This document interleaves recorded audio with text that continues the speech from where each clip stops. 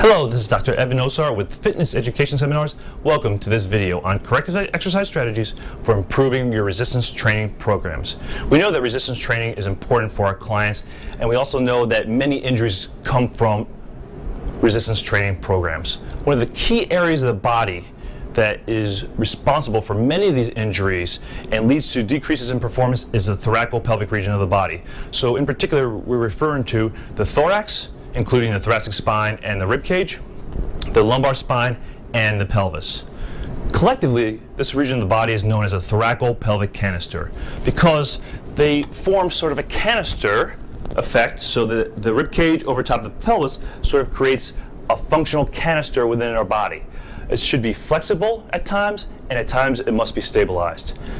The key to developing stabilization and therefore preventing injuries is the ability to develop proper intra-abdominal pressure. So using the diaphragm appropriately, using the pelvic floor appropriately, using the deep stabilization system to withstand the forces of external resistance from resistance training, as well as the pull of those myofascial chains across the body.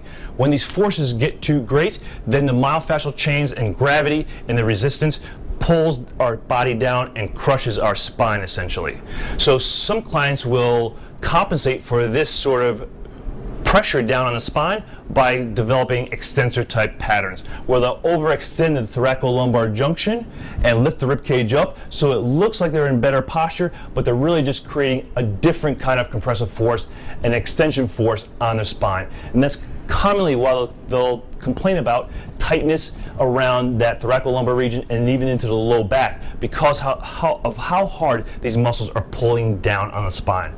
So I want to show you in the next few exercises both pushing and pulling patterns and how this thorax and thoracolpelvic canister should be stabilized. I'm going to show you 5 good reps of proper alignment of the thorax over top of the pelvis, and then I'm going to show you 5 common faulty patterns of what happens when people lose that connection between the thorax and the pelvis. We want the thorax aligned over top of the pelvis aligned underneath the thorax. We want the stabilizer muscles, the deep stabilization system, to develop intra-abdominal pressure, and then the muscles on the top to layer on to provide a higher level of stabilization that's needed during resistance training.